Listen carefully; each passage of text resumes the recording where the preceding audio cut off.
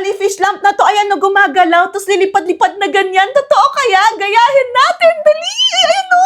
At dahil dyan, syempre, ready na ako. Ito na yung ating jellyfish na talaga naman. Tingnan natin kung kaya bang niyang lumilipad na ganyan. Kasi sa video, para siyang uma-up and down.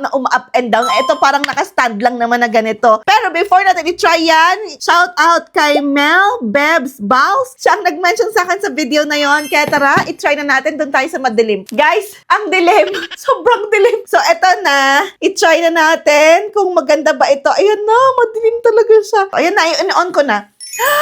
Oh my gosh! Ayan siya guys! Pero bakit hindi talaga siya nalipad? Parang ganito lang siya. Parang mag-i-illusion lang siya na invisible kasi yung kanyang ganito, ayan no, yung kanyang stand ay transparent. So hindi lumilipad yung link na nilagay nila doon sa video na yon kung ano yung ginaya natin. Nag-try din ako maghanap ng iba. Wala akong makita yung nalipad daw. So for example, ilalagay natin dito sa likod ko. Parang ang hirap. Basta parang makikita mo kasi siya na parang nagfo-float dahil nga itong stand niya ay invisible. Pero hindi siya yung nalipad talaga na ganyan. Ma'am or Sir Mel, yun lang yung aking observation. Maganda naman siya guys. Iba-iba pa siya ng color. I think pwede nyong i-study lang yung kulay kung gusto ninyo. Well, ngayon lang, nag-try akong magtingin ng ibang link kung meron ba yung lumilipad ganyan, naggaganyan-ganyan. Wala akong makita or hindi ko lang mahanap. Pero kung meron kayong alam na pagbibilhan, yung parang ganito din, yung ganito din na jellyfish na yung parang nasa video talaga, i-comment nyo nga sa baba at ito-try ko pong bilhin at tingnan natin kung talaga nga bang hindi budol yung ganon. At ako ay mag-iilaw na. Ulitin ko po kapag